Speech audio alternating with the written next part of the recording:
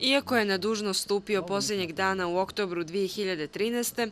prvi susret ambasadora Rumunije Ferdinanda Nagija sa Crnom Gorom datira još iz perioda bivše Jugoslavije. Davne 1988. kada sam bio mladi arhitekta, to je bila posjeta mladih rumunskih arhitekti Jugoslaviji.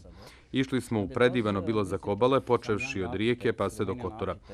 Zbog čega je zapravo tada Kotor bio važan za mene. U to vrijeme na univerzitetu smo učili o prelijepoj katedrali Svetom Trifunu.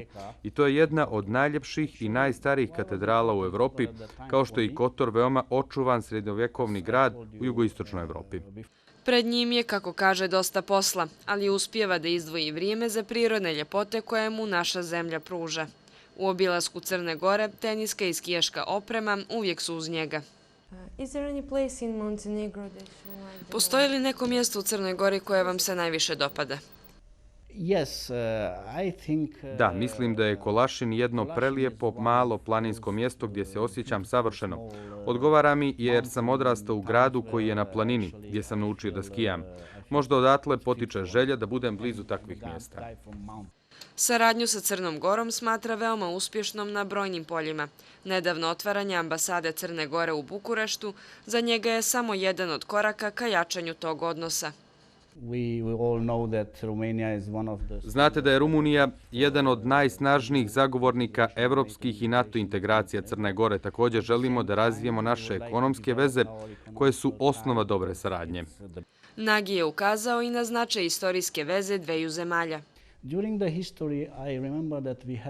Tokom istorije sjećam se da smo imali jedan zajednički period kada su naše zemlje započele borbu za nezavisnost i suverenost. To je bilo u 19. vijeku, 1876. i 1877. U tom cilju Crna Gora i Rumunija borili su se protiv Otomanskog carstva. Tokom Berlinskog kongresa 1878.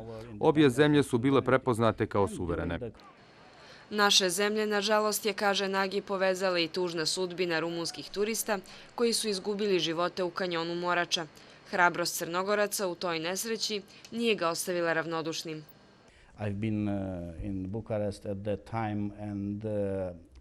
Bio sam u Bukureštu u to vrijeme i čuo sam da su mnogi građani Podgorice i okolnih gradova došli da pomognu koliko su mogli. Nažalost, osjetili smo veliki gubitak. Rumunski narod i ja bit ćemo vječno zahvalni za ukazanu pomoć i podršku. Ambasador Rumunije je ovu priliku iskoristio da se još jednom zahvali Crnoj Gori i njenom narodu koji je bio uz njih u najtežim trenucima.